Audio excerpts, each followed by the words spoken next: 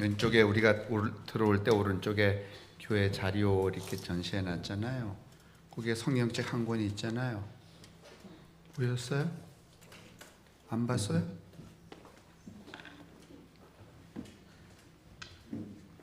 그 성경책 한 권이 있는데 그게 1955년에 성서공회에서 만드는 거니까 48년에 허가를 득했으면 7년 있다가 만든 책이거든요. 그렇게 오래된 책이 저게.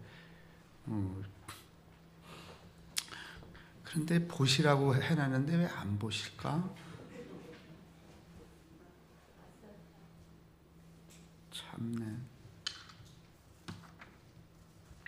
기도하겠습니다. 감사하신 주님, 날씨가 아주 좋습니다. 저희들의 몸의 느낌도 혼의 느낌도 그렇습니다. 하나님께서 함께 하시는 즐거움이 오늘 우리 모두의 것입니다. 새들이 노래하며 하늘을 날고 나무도 숨쉬며 기지개 펴고 꽃들도 아름답게 감동적인 꽃들을 피워내고 있습니다. 저희들도 오늘 성함의 뜰에 모여 당신께 찬양의 꽃을 피우며 또 감사하며 주님께서 비추시는 기쁨과 평화의 길에 동참하고 있습니다. 주님, 지금 여기에 우리들 가운데 임마누엘로 오셔서 당신의 사랑의 강물에 저희들을 푹 담가 주시옵소서. 당신의 은혜의 바다에 저희들을 온통 적셔 주옵소서. 예수님의 이름으로 기도합니다. 아멘. 이제 오늘 우리가 읽은 열왕기상 이 엘리야 이야기는 BC 850년쯤의 이야기입니다. 요압이라고 하는 왕이 이제 있을 때의 이야기인데 북이스라엘이죠. 남과 북이 이렇게 갈라져 있을 때였는데 그 이스라엘이 늘 주변 국가로부터 침공을 받아서 이렇게 변변치 못하게 살았지만은 이 요압 왕 때에는 동편으로는 모압을 쳐서 이렇게 그 국군을 확장을 왕성하게 만들었고, 그 다음에 페니키아라고 하는 상업이 발달된 나라하고 교류를 하고 거기서 아내를 데려다가 이제 친밀하게 지냈기 때문에 무역과 나라가 아주 크게 확장하는, 다시 말하면 아주 성장이 크게 된 그런 시대에 이 엘리야가 이제 선지자였습니다. 나라가 이 왕성해지고 또 돈이 많아지니까 살아가는 사람들의 이 삶의 가치관이 어디로 흘러버렸는가 하면은 오늘날 마치 물질 만능주의처럼 당시에도 배금주의라고 하는 것이 그 신앙과 삶의 방향성, 그 다음에 목적이 되어버리고 말았습니다. 엘리야의 관점에서는 이게 인간이 살아가는 목적이 아니었습니다. 인간을 땅에 내신 신 앞에 순종하며 그 신의 뜻에 따라 감사하고 더불어 함께 살아가는 것이 이 엘리야의 생각이었는데, 당시에 대부분의 이 선지자들은, 여기 이제 엘리야가 갈멜산에서 이 대적하게 되는 950명, 엘리야를 제외한 대부분의 이 예언자들은 이 정치하는 정치 권력의 이 단맛에 빠져서 소위 말하면 어용 목사처럼 이렇게 굴게 된 거예요. 그러면서 이 엘리야가 그들을 향해서 늘 무슨 이 예언을 하는가 하면은, 그렇게 그 옳지 않은 것을 위하여서 살지 말고 회개하라. 회개하라는 걸 우리는 무슨 어떤 제도나 교리의 실수와 잘못을 토설하고 반성하는 것을 회개라고 생각하지만, 이 엘리야가 생각하는 회개는 그렇게 무슨 돈 몇 푼의 인생의 기쁨이 있다고 생각지 말고 네 안의 깊숙한 곳에서 터져오는 영원히 변치 않는 기쁨을 획득하라. 획득하는 것, 그게 엘리야가 말하는 회개였어요. 그런데 여러분, 그때나 지금이나 그렇게 정치나 권력이나 아니면 물질의 이 이단도 마찬가지지만은 거기에 이제 오염이 된 사람들이 그런 그 건강하고 진실한 얘기, 오늘날 여러분 우리가 무슨 저렇게 무슨 뭐 나는 신이다 뭐 신의 아들 이런 데 나오거나 지금 저렇게 그 이단이라고 하는 사람들한테 가서 당신들이 잘못했다 마음을 돌이켜라 그러면 돌이키나요? 아니면 우리 보고 돌이키라 그래요? 우리 보고 똑같았어요. 그때에도.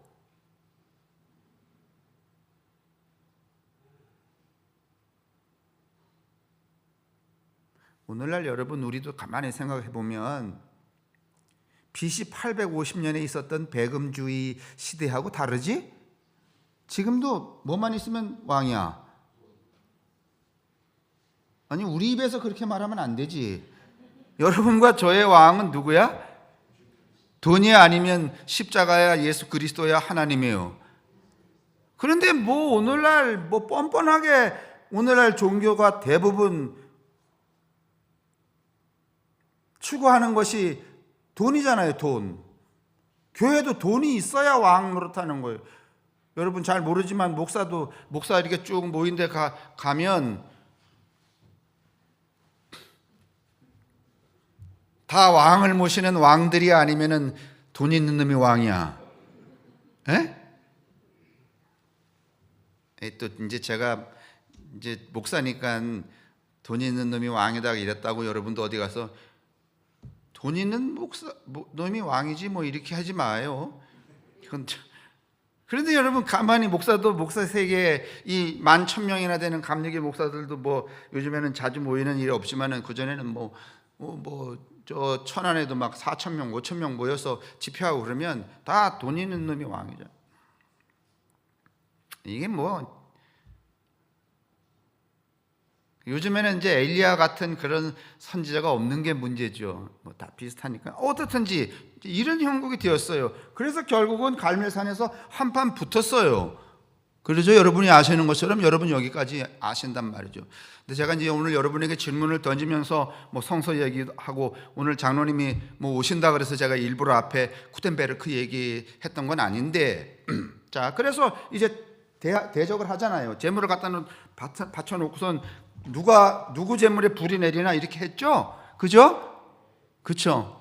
그랬더니 그 엘리야의 재물에 불이 내렸어 안 내렸어? 불이 내렸죠. 그러면 뭐 여러분 그리고 950명을 다 어떻게 했어요? 진짜 여러분 950명을 가만히 내버려뒀어? 아니면은 그래 너희들이 좋다 그래서 아니면 다 죽이버렸어?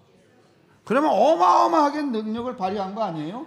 그러면 엘리야 입장에서는요 그거 자기가 안 했어도요 얼마든지 자기 능력으로 삼을 수 있어요. 그리고 자기 스스로 착각에 빠질 수 있어요. 야 내가 이제 뭐든지 할 수 있겠다.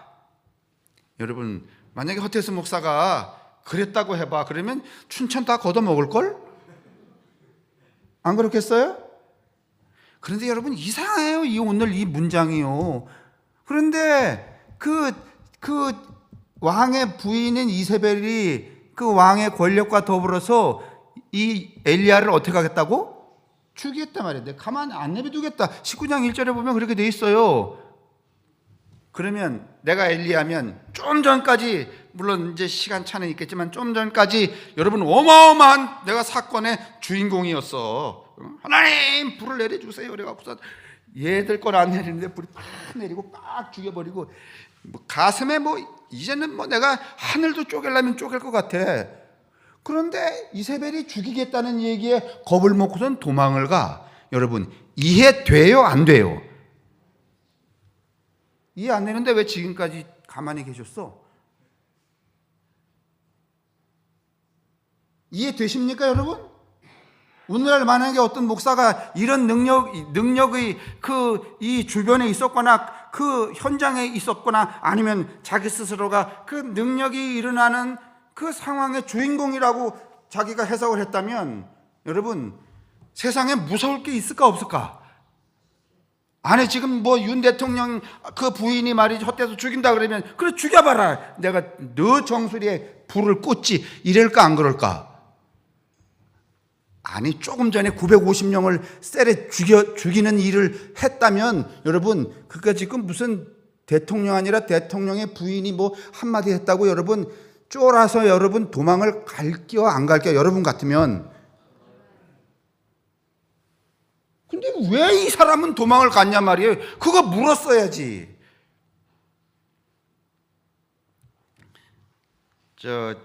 정명석이 정명석이 아니고 제이 요새 그 뭐 많이 나오는 그 양반 밑에서 있다가 이렇게 탈출한 어느 목사의 그 결론에 의하면 왜 이단에 빠지느냐? 질문을 하지 않아서.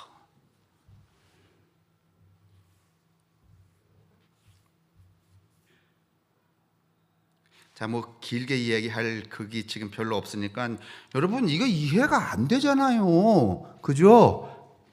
그죠? 왜 도망을 가냐 말이에요. 왜? 그리고 도망간 것까지 좋아요. 40일을 밤낮으로 제정신이 아니야 이게. 조금 전까지 어마어마한 그 현장에 있었는데 왜 정신을 잃어버리고 말이지 밤낮으로 그냥 상방 없이 가다가 어디로 들어갔다고? 동굴로 들어갔다잖아요. 이게 지정신이 아니면 미친 거예요. 뭐에 미친 거야? 능력에 미친 거야? 아니면 죽이겠다는 공포와 두려움에? 이게 뭐야? 이게 엘리야가 해야 될 처신이야. 좀 전에 벌어졌던 사건은 뭐예요 그러면?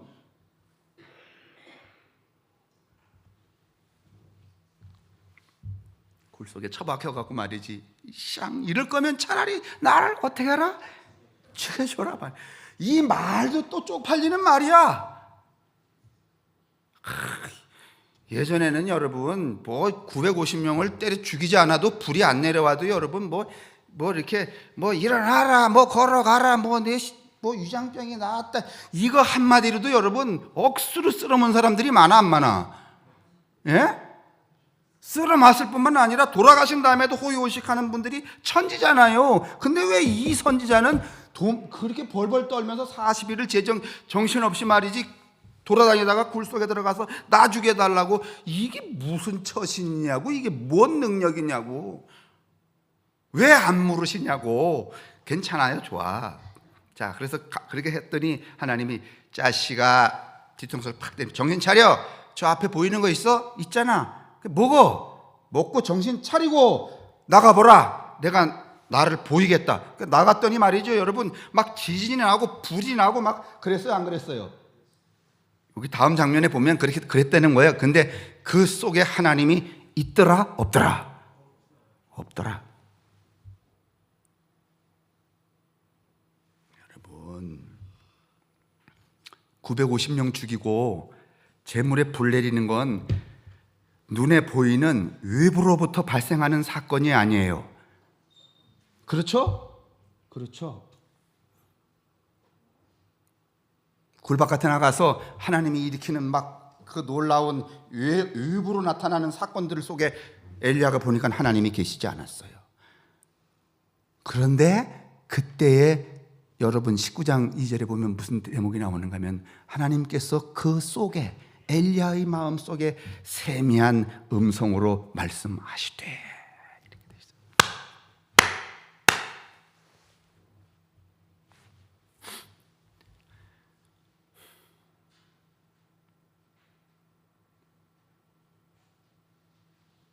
그 세미한 자기 외부에 나타난 사건을 통하여서 만난 하나님이 아니고 그렇게 하나님을 만나지 않고 자기 내면의 존재의 깊은 심연 속에서 울려오는 그 소리를 통하여 하나님을 만난 이 엘리야는 벌벌 떨면서 동굴에서 나왔을까요? 안 나왔을까요? 나왔어요.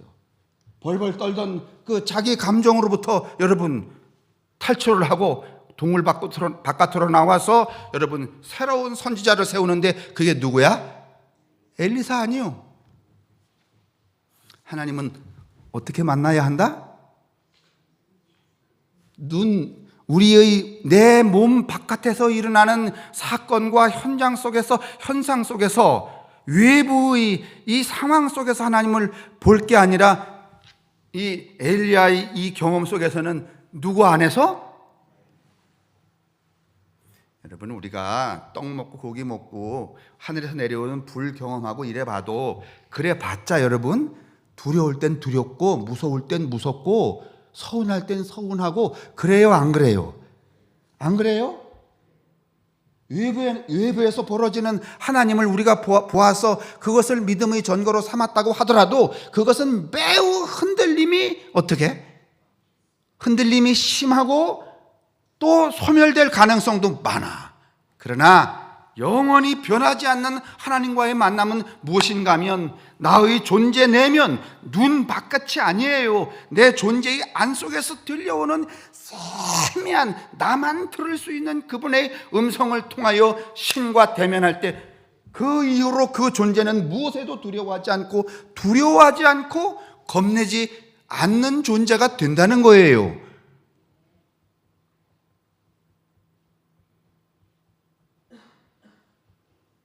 이게 엘리야의 사건이 우리에게 보여주는 진정한 교훈이야.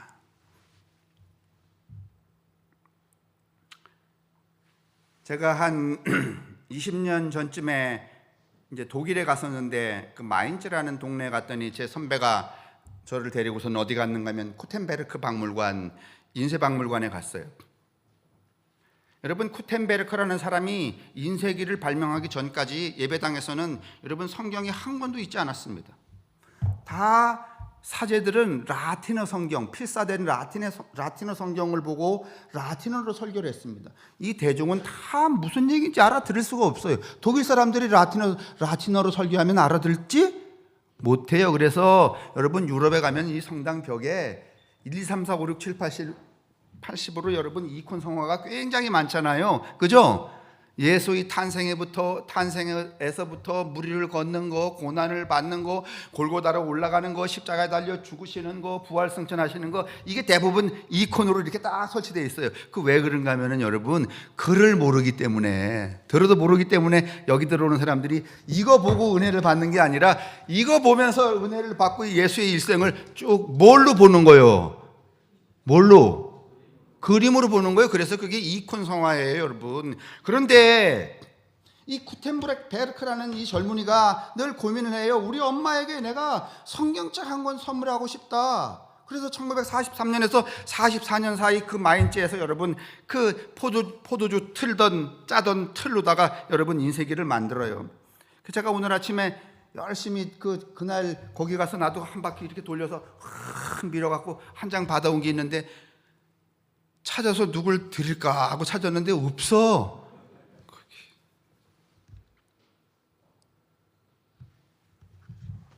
여러분, 그때까지는 여러분 이 대중이 다 문서가 없을 때는 여러분 대중이 그냥 가르치면 가르치는 대로, 그게 어느 정도 이 캐톨릭을 유지했지만은 캐톨릭이 그 무슨 면죄부 팔아먹고 말이죠.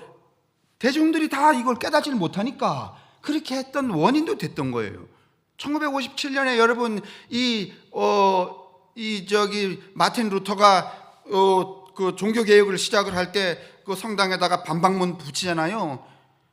여러분, 만약에 반박문을 라틴어로다가 이렇게 써갖고 여기다 이렇게 잉크로 써갖고선 여기다 이렇게 붙이면 비 오면은 여러분 다 지워지고 다른 백성들은 못 봐요. 종교 개혁 하나 많아야. 그런데 여러분, 그때는 이미 1443년에 이 인쇄기가 발명이 되어서 책을 막 찍어내기 시작을 하니까 여러분, 그 루터의 반박문은 2주 사이에 유럽 전역에 쫙 퍼져버려요. 이게 종교개혁이 가능했었던 여러분 원인 중에도 하나야. 그러니까 다 보는 거야. 뭐 김씨도 보고 이씨도 보고 막 네덜란드에서 보고 스페인에서도 보고 다 보는 거예요, 이게. 근데 만약에 이게 라틴어로 여기 턱 붙여 있으면은요, 누구만 봐?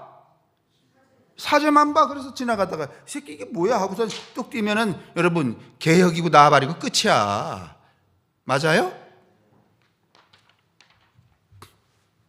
근데 문제가 발생했어요.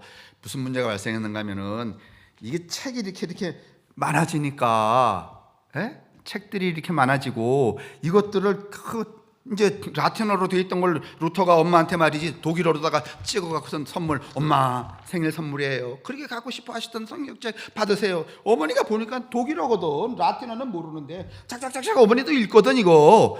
야, 이게 무슨 뜻이냐? 그래서 사람들이 이 문서를 읽으면서 디스커션, 이게 이렇게 나눔이 시작이 되는 거야. 점점 이렇게 확산이 되니까 맨날 사제가, 여러분 이 신부가 올라가고선 라틴어 성경 쫙 펴갖고서는 너도 못 듣고 나도 못 듣는 소리를 이렇게, 이게 뭐 콩으로 파츠로 메주를 쓴다는 건지 돼지를 잡아서 소머리곰탕을 만든다는 건지 알 수가 있어야지. 안 그렇겠어요? 이게 점점 그러니까 이 사람들의, 대중들의 이 뇌가 깨요, 안 깨요? 이성이 자꾸 발달을 하겠냐고 안 하겠냐고 하죠. 이게 뭐로부터 기인하는가 하면은요, 구텐베르크의 인쇄술. 구텐베르크 이야기하니까 또 직지, 여러분 다란이경 이야기 해야 되잖아요. 저 청주의 흥덕사에서 했다는, 대한민국에서 먼저 나온 금속활자. 이거는요 1443년 이전, 78년 이전에, 1370 몇 년에 여러분 이미 78년 전에 우리가 금속활자를 만들었어요. 근데 문제는 우리도 금속활자를 이 유럽보다는 먼저 만들었는데, 그때의 다란이경이라는 금속활자는 모든 대중이, 뭐 김씨 아줌마, 이씨 아줌마 이런 분들이 볼 수 있는 활자를 찍어서 돌린 게 아니야. 뭐만 찍었어? 뭐만 찍었어요? 불경만 찍었어. 그러니까 그건 또 누구만 봐? 그래서 뭔가 하면 이게 우리를 이 소위 계몽주의, 이제 이 구텐베르크의 인쇄술 때문에 이 유럽에 등장한 게 17세기의 계몽주의라는 거예요, 여러분. 계몽주의는 음악, 예술, 뭐 과학, 천문학 뭐 끼지 않은 게 없는 거예요. 제가 오늘 여기 잠깐 이야기했는데, 이 계몽주의를 통해서 등장하는 사람들의 그 면면이 뭐 한두 사람들이 아닙니다. 여기 보면은 뭐 어떤 사람들이 여기 이제 등장하는가 하면은 뭐 엄청난 사람들이 이제 등장을 하죠. 어디 있어? 지금 파절하니까 없네. 첫 페이지. 그렇죠. 루소, 뭐 그 교육학에 중요한 사람들, 볼테르, 그다음에 디드로, 바하. 이 세바스찬 바하 같은 건 음악까지만, 여러분 이 계몽주의, 이성이 눈뜨기 시작하기 때문에 클라비어 평균율 선집이라는 이 음악의 모든 것들을 기본으로 삼는 것들을 이때 나오는 게 시작하는 거예요. 뉴턴이라는 과학자도 이때 등장을 해요. 여러분, 그러니까 무슨 현상이 생기는가 하면, 이렇게 여러 사람들이 여러 방면에 그냥 쫙 깨버렸어요. 인쇄술 때문에, 문서 때문에. 그러니까 그동안 딱 폼 잡고 말이지, 모든 것을 해결하고 모든 것을 한다고 생각했던 이 사제들이 순식간에 어떻게 됐어? 어떻게 됐어요? 그렇죠. 그래서 겨우 저 예배당이나 지키는 준 공무원으로 전락해버리고 말았어요. 그럴 때에 누군가 하면은 이 신부 한 분이 이런 이야기를 하는 거예요. 디누아르라고 하는 신부인데, 그 신부가, 이게 1700년에 나온 책입니다. 침묵의 기술이라는 책. 야, 지금까지는 우리가 떠들고 살았는데 이제는 누구든지 떠든다. 뉴턴도 떠들고 볼테르도 떠들고 루소도 떠들고 바하도 떠들고. 근데 걔들이 떠드는 걸 우리가 따라가지? 아니, 어느 신부가 말이지 뉴턴이 하는 이 떠드는 걸 따라갈 수 있겠어요? 못 따라가. 그러니까 이제 우리가 살아남으려면 어떻게 해야 되는가 하면, 떠드는 이 말이나 글을 통하여서가 아니라 무엇함으로? 침묵함으로, 내면으로 깊숙이 들어가서 거기서 울려 퍼지는 세미한 하나님을 만나는 능력을 배양하는 길 외에는 살아남을 방법이 있다?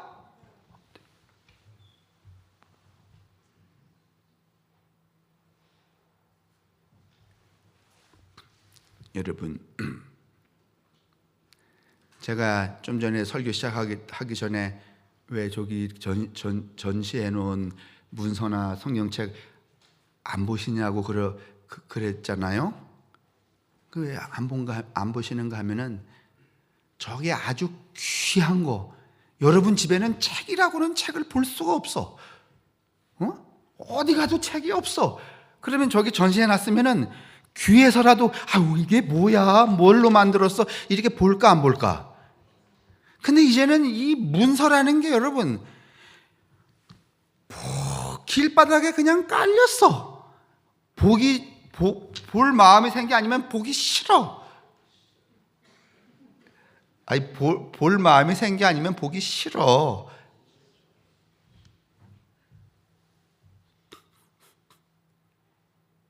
여러분 글이 알맞게 우리를 유혹해요? 아니면 글이 범람해?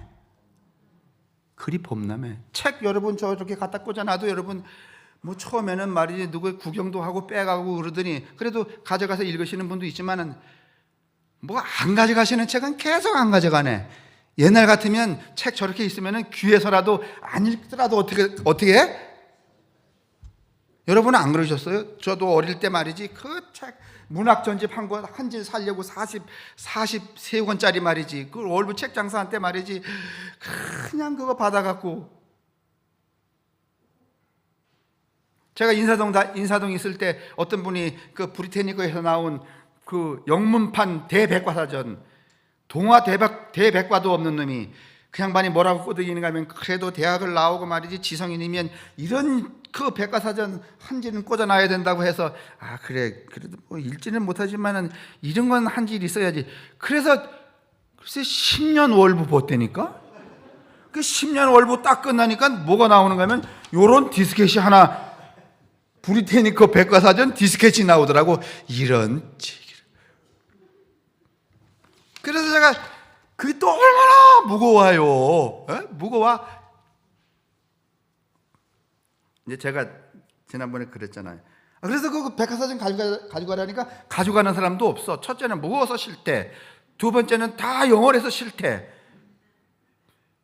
제가 이제 수술하기 전에 그 신학교 강의 마치면서 제가 그 우리 후배들 이렇게 몇 명이 있길래 신대원 학생들이니까 있길래 제가 그래도 뭔가 기념이 될 만한 선배로서 기념이 될 만한 하나를 주고 싶어서 그 유성윤 장로님이 가지고 계시던 유형기 당권 주석이라는 게 아주 골동품 같은 게 한 권 있어요. 1957년 판인가 그렇게 있는데 그래도 내가 이 후배한테 이걸 하나 물려줘야 되겠다 그래서 물어보지도 않고 나는 그게 귀한 거거든.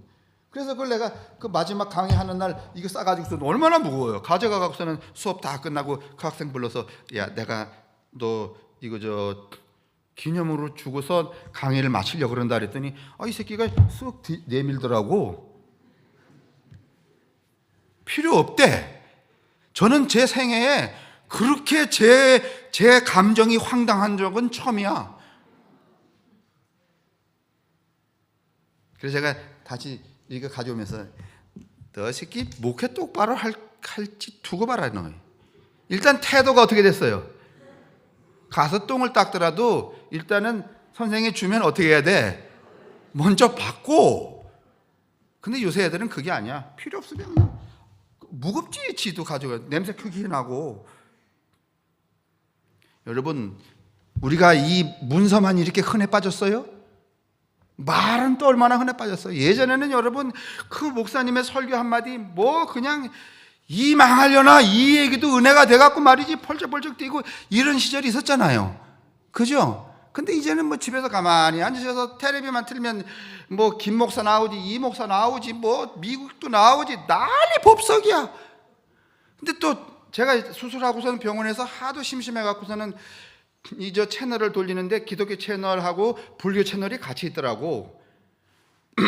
그래서 이제 기독교 채널 이렇게 이제 틀어. 이제 새벽녘에 잠을 못 자니까 이게 틀다가 너무 또 심심해서 뭐 이 목사도 다 비슷한 설교 계속 하는 거야. 뭐 그리고 나도 목사인데 뭐 같은 동종업자가 그 얘기 계속 듣는 게 쉽지 않거든.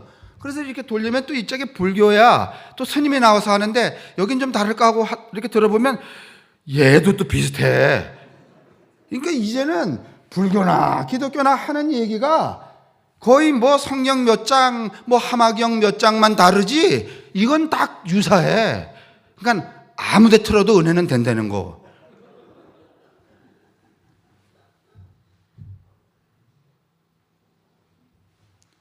근데 이 범람이 여러분 우리를 참 거룩하고 정결한 쪽으로 이끌어가요? 아니면 우리를 시비와 분쟁과 경로와 불안으로 이끌어가요?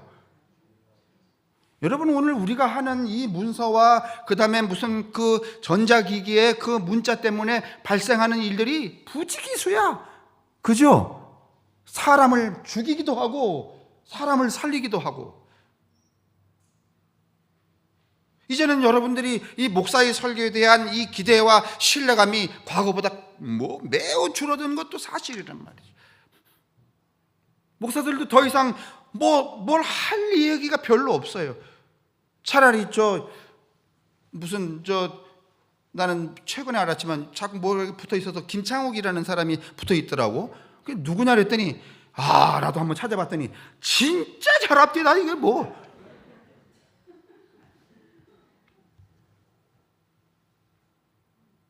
근데 여러분 목사가 어떻게 따라가요?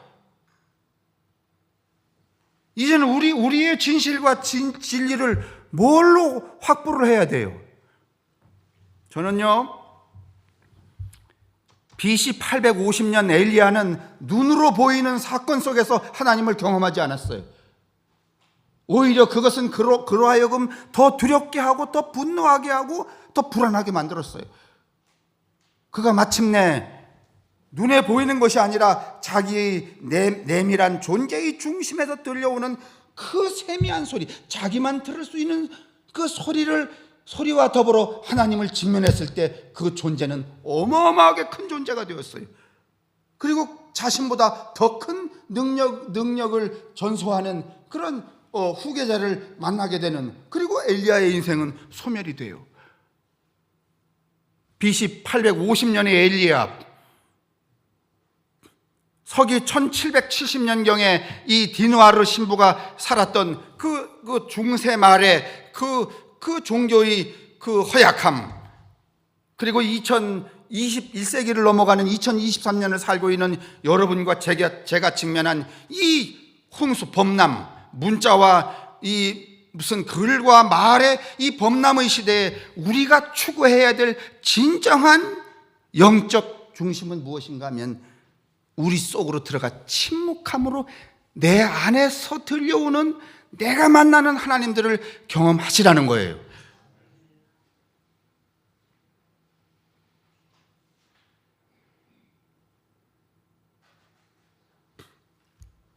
제가 이제 여러분들도 요즘에 젊은 세대를 MZ 세대라 그러잖아요. 좀 인간들이 달라요. 근데 얼마 전에 제가 무슨 책을 하나 읽었는가 하면은 누가 저한테 만년필을 하나 주었어요. 근데 만년필을 이렇게 가지고 다니려니까 이게 설렁설렁 빠지잖아요. 그래서 만년필을 넣는 집이 하나 필요해서 저기 그 거드리에 있는 문방구 가갖고 그 만년필 파우치가 있는가 이렇게 물었더니 없더라고. 그래서 다이소에 갔더니 있어. 정말 다이소에는 다 있어. 그래서 그 문방구에서 없어요. 그래서 그냥 나오긴 뭐하고 이렇게 딱 봤는데 지나간 지금 3월 달이니까 2023년도 다이어리를 팔다가 남은 게 쭉 있는데 거기 뭐가 있는가 하면은 MZ 세대를 위한 다이어리 이렇게 돼 있는 거예요. 야, 이 MZ 세대는 일기도 나처럼 안 쓰나? 일기장도 다르나? 그래서 이게 딱 봤더니 딱 뭐라고 돼 있는가 하면은 첫 장에 MZ 세대를 위한 리추얼 라이프 다이어리 이렇게 돼 있더라고. 이게 리추얼 라이프라는 게 있구나. 제가 처음 알았어요. 여러분 들어보신 적 있어요? 그래서 제가 와서 리추얼 라이프가 뭔가 하고 찾아봤더니 요놈들이 이 MZ 세대의 리추얼 라이프는 어떤 건가 하면은 그냥 막 사는 게 아니야. 되는 대로 사는 게 아니야.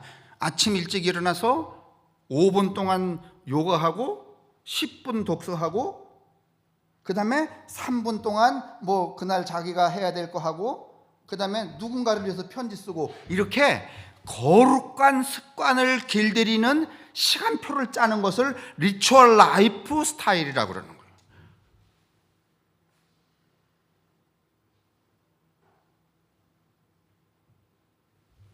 여러분, 늙으셨다고 그냥 막 살지 마요. 여러분 나름대로 그 리추얼 라이프 스케줄을 짜시라고. 그건 다른 말로 그걸 해석을 하면은 거룩한 습관들이기야. 그 시간표를 짜시란 말이에요. 거룩한 습관 들이는 시간표를 짜시라고. 그 거룩한 습관 들이는 그 시간표 안에 뭐 읽는 시간도 넣고. 그렇죠. 예전에 제가 왜 우리 속회할 때 성경 읽는 거 제가 그만두게 했는가 하면 자꾸 그걸 뭐라 그러지? 읽지도 않고 읽었다고 와리깡 하는 거. 그걸 뭐라 그러지? 제가 말이야 임사로 이렇게 갔는데 딱 이제 딱 헌금 걷고서는 성경 몇 장 속장이 적잖아요. 그러면 안 읽었다 그러면 또 뭐라 그럴 것 같으니까 누가 뭐라 그러지도 않는데 다 읽은 척하면서. 근데 제가 가만히 들어보면 다 뻥 같아. 좀 부풀려서 하는 것 같은데 가장 문제가 이거야. 이제 그 나이 오래된 권사님 한 분이 돌아가셨어, 그 양반. 그러더니 이러시는 거야. 아직 안 읽었는데 금요일인데 금요일까지 안 읽었는데 언제 읽나? 아직 안 읽었는데 내가 오늘 내일 읽을 거야. 50장 써넣어. 읽었을까 안 읽었을까? 이게 무슨 짓이야. 제가 그때 충격을 받아서 다음날 와갖고선 때려쳐. 그거 차라리 안 하는 게 낫지. 그런 건 안 하는 게 낫습니다. 근데 지금 우리가 너무 40년 동안 안 했잖아. 그죠? 그러니까 그 리추얼 라이프 그 스케줄을 짜실 때, 거룩한 습관을 들이는 걸 짜실 때 여러분 꼭 뭘 넣으시라는 거? 제가 여기 뒤에 써가지고 나왔는데 이런 문장이 있대요. 인간이 하는 행위 중에 가장 가성비가 높은 게 뭔가 하면은, 가성비 아시죠? 음식의 가성비는 뭐야? 싼 값에 높은 기대감, 효율성을 얻는 거죠. 인간이 하는 행위 중에 가장 가성비가 높은 게 독서래. 그 독서 중에 경전을 읽는 게 가장 가성비가 높대. 믿으세요? 그러니까 그 리추얼 라이프 스케줄에 뭐 넣는가 하면 성경. 그리고 성경을 딱 한 구절 읽고서는 너무 많이 읽지 마요. 50장, 100장 뭐. 지난 저 지방회 때 보니까 50독 한 교우가 있더라고. 그건 미친 거야. 그렇게 할 게 아니야, 여러분. 그리고선 깊이 몰입하여서 그날 내가 살아가야 될 삶의 이야기들을 하나님께로부터 직접 듣는 그런 여러분 스케줄을 좀 짜시기를 바랍니다. 우리말로는 따라하세요. 거룩한 습관 만들기. 근데 여러분, 우리는 이제 이게 성경이 이렇게 뭐 흔해서, 저는 오늘 이거 저 장로님이 제게 보내주신 책인데, 성경 새로 나온 책인데, 그 윤영선 교회에게 처음 나왔잖아요, 그 집 교회. 그래서 선물로 줄 거예요. 근데 나는 또 다시 옛날 성경으로 정신 차려 읽으려고 이렇게 새로 고른 성경을 다시 보기 시작을 했잖아요. 우리는 이렇게 흔하지만은 아까 말씀하신 대로 성경 없는 데가 너무 많거든. 제가 뭐 10년은 좀 지났지만은 필리핀에 갔더니 그 필리핀 목사님한테 무슨 신앙 서적이 아무것도 없어. 그냥 성경 한 권. 교우들은 성경도 없이 그냥 교회 와, 그냥. 이런 데가 정말 부지기수예요. 그래서 제가 아까 장로님이 그 이야기 하실 때 좀 생각을 했는데, 뭐 장로님들하고 의논을 하겠지만은, 우리가 금년에 교회가 몇 년째예요? 예? 64년이잖아요. 물론 이제 뭐 그거 기념해서 트리키에 뭐 기념 재난지원금 보내고 그렇게 했지만 64년이니까 금년에 일단 우리가 또 다른 누군가에게 일단은 성경을 64권은 너무 작잖아? 그죠? 아니까 우리가 통틀어서 성경을 어디에 보내는데 64권 보내자. 64년 됐으니까 이렇게 하면은 정말 목사가 너무 쫀쫀하지 않아요? 그죠? 아이 빨리 대답하세요. 그래요, 안 그래요? 그러면 64다면은 몇 권이야? 에? 64다면 몇 권이냐고. 참 산수. 1로 하지 말고 10으로 해. 64권 다음이라니까 또 65권이래. 거기나 그게 아니라 64권 다음에는 우리가 할 수 있는 게 또 얼마쯤 있을까? 640이지. 그보다 더 많다면 6,400이잖아요. 그죠?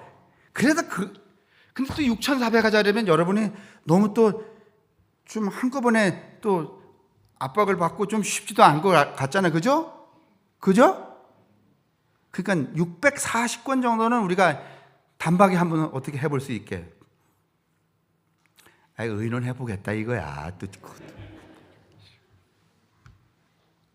우리는 여러분, 제가 BC 800년 이야기 드렸어요.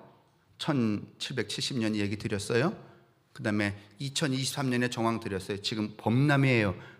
말과 글이 범람해서 오히려 그게 우리에게 독이 되는 세상이 왔어요. 그렇기 때문에 우리의 신앙을 이제는 어디로 해가야 되는가 하면은 눈에 보이는 것을 신앙의 기준으로 삼아서는 안 되는 거예요. 어디로 들어와야 된다. 자, 이거 하나 보여주고선, 저기 연락이에요. 열자 보세요. 왼쪽에 있는 이렇게 찍은 저거를 마음심자라 그래. 마음에서 일어난 어떤 작용 위에 입구 위에 붙어 있는 이렇게 쓴 게 사람 인자예요. 마음에서 일어나는 어떤 작용이 사람의 입을 어떻게 벌린다? 밑에가 8팔자거든. 어떤 마음에서 어떤 작용이 일어나. 이렇게 책을 읽는데 이랬다든가. 그래서 입이 8팔자로 쫙 벌어지는 게 뭐야? 기쁠 열자야. 기쁠 열자. 낙은 뭔가 하면은 저 가운데 흰 백자는 큰 북을 말하는 거예요. 옆에 있는 저 현자로 바뀌어진 것은요, 작은 북, 동그라미, 원래 전설을 보면 동그라미 2개씩 붙어 있는 거예요. 작은 북과 큰 북을 나무에 받쳐놓고 두드렸을 때 일어나는 즐거움이 낙이야. 그러면 저 낙은 내면이야, 외형이야? 외형이야. 열은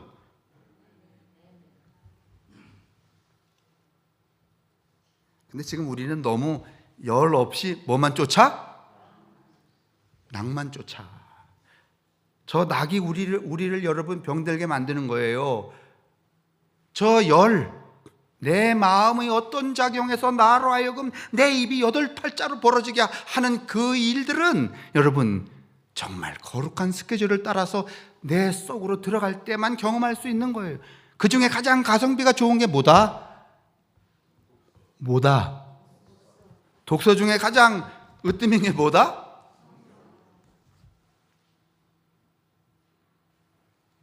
우리 개인적으로는 이 시대의 말과 글의 홍수에 떠내려가거나 우리도 쓰레기가 되지 말고 내 안으로 침잠하여서 여러분 하나님을 직접 대면하는 엘리야와 같은 여러분 그 신앙의 큰 사람들이 될 수 있기를 바랍니다. 낙도 포기해서는 안 되지. 그러나 낙으로만 살아서도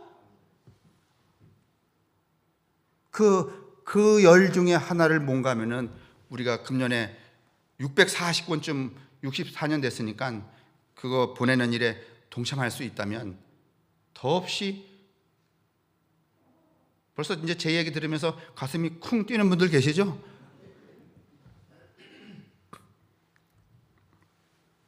다시 안내를 드릴 거고요. 한번 해보십시다. 그리고 여러분 이제 자꾸 우리의 눈을 유혹하는 것들이 너무 많아. 이제 여기서 여러분 엘리야처럼 말이지 불 받다고 그렇게 무슨 대들다가는 여러분 다 무너지고 말아요. 도망가서 어디에 숨어야 돼? 동굴에 숨어야 돼 여러분.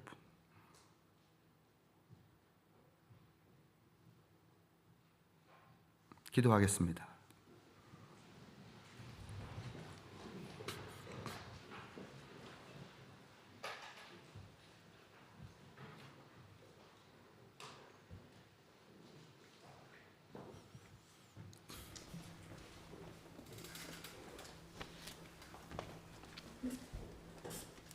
이 짧은 시간 동안 이 침묵하는 동안 내 가슴 속에 울려오는 내면의 소리를 듣습니다.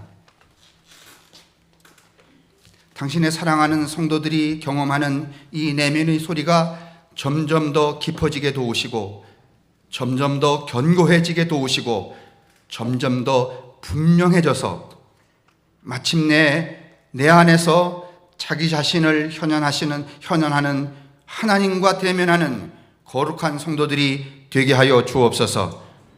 그래서 그 무엇에도 두려움 없게 하시고, 그 무엇에도 떨림이 없게 하시고, 그 무엇에도 분노하지 않게 하시고, 그 무엇에도 넘치지 않는 십자가의 사람들로 세상을 넉넉히 이겨 마침내 그리스도와 하나가 되는 승리의 삶을 살게 하여 주옵소서. 성부와 성자와 성령의 인도하심과 복내리심이 우리에게와 우리의 이웃들, 우리의 가족들, 우리 삶 전체 위에 언제나 함께 하시기를 간절히 축원합니다. 아멘.